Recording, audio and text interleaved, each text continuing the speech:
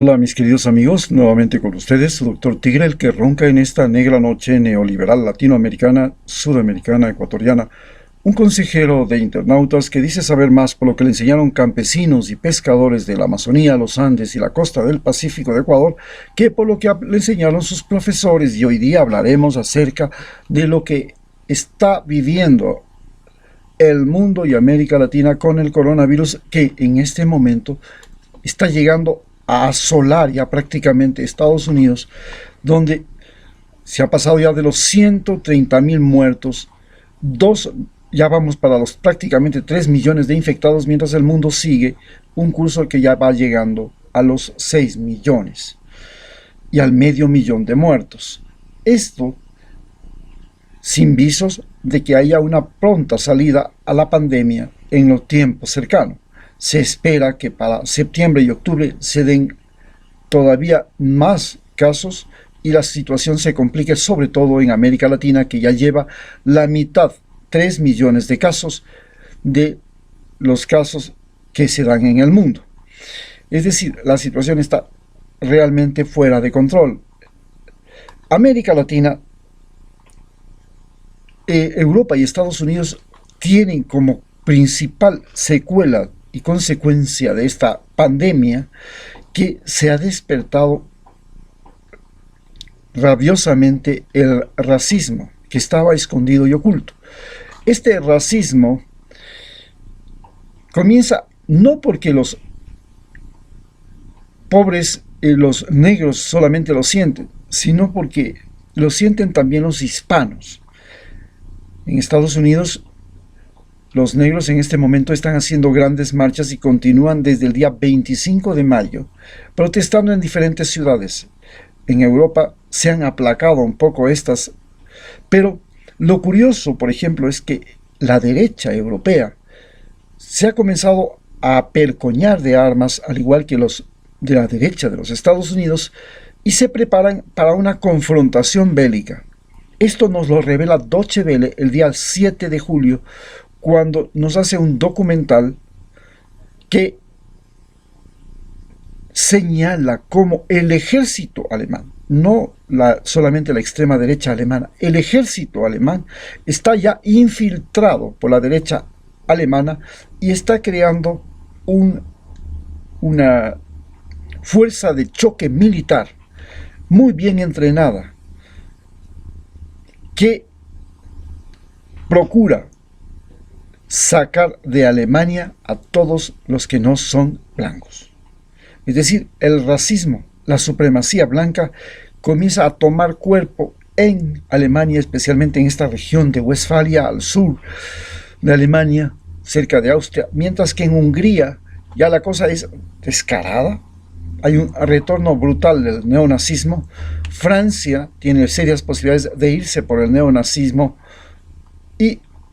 el resto de Europa comienza a mirar con mucho problema a los extranjeros, porque la crisis ha generado desempleo y este desempleo significa una competencia por puestos de trabajo donde, desgraciadamente, los blancos tienen las desventajas, porque los migrantes de todas partes del mundo vienen dispuestos a todo por conseguir un bocado de comida. Y estos migrantes ya no son los migrantes analfabetos, ya no son los que no saben manejar tecnología, tienen celulares, manejan automóviles, también saben manejar armas, están con los mismos niveles de conocimiento que la gente de Europa y compiten por los mismos puestos. Esta es la gran diferencia con lo que eran las migraciones de mexicanos a los Estados Unidos antes de la Segunda Guerra Mundial o durante la Segunda Guerra Mundial, que era una migración de personas analfabetas. Hoy la migración que está invadiendo Estados Unidos de América Latina es una migración de gente que no solamente habla un idioma, habla 2 idiomas y algunos 3 idiomas. Su lengua nativa, el castellano, y aprenden rápidamente a hablar español e inglés. Esto, además de que ya saben manejar celulares, saben manejar automóviles, saben manejar armas, saben manejar la escritura, la lectura, los medios de comunicación y mantienen relaciones continuas, frecuentes con sus familiares en los países de origen, lo que cambia completamente a lo que fue la migración negra, traída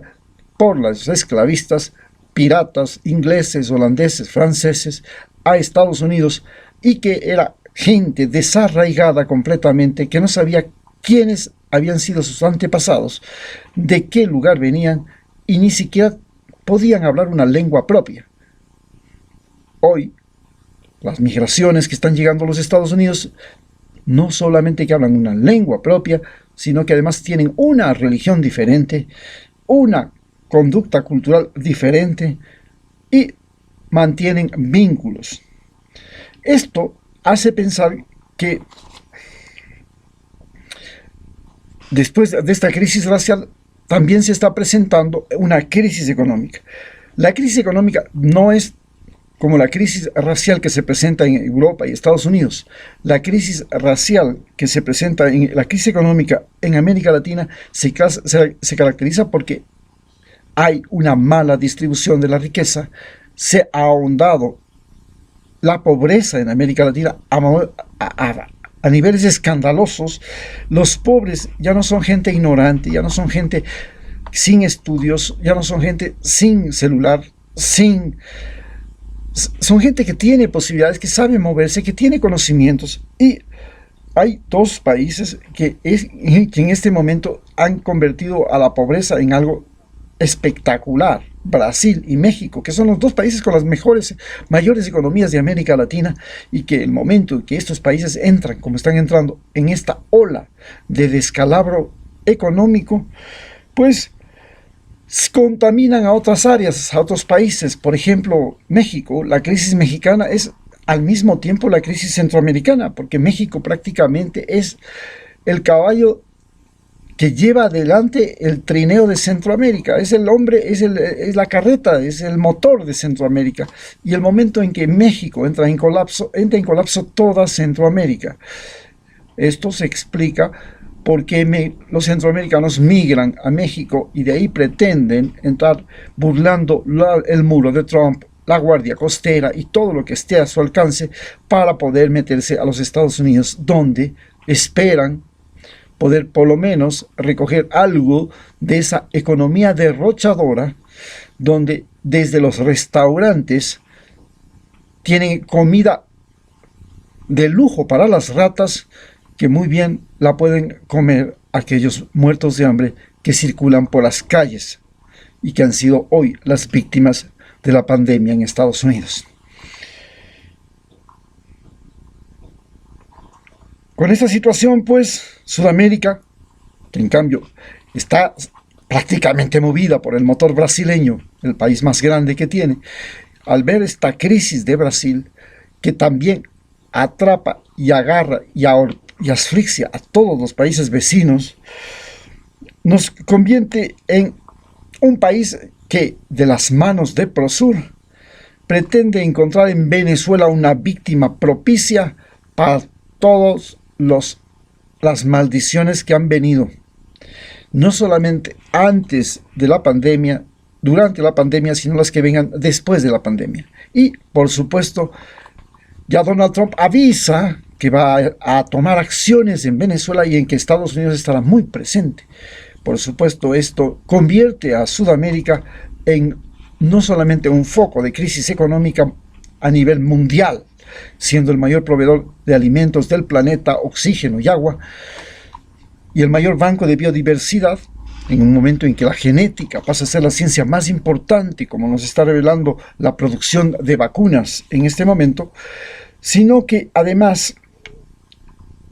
nos convierte en el posible foco de la Tercera Guerra Mundial, en la que se enfrentarían Estados Unidos, China y Rusia, y posiblemente el escenario sea Venezuela,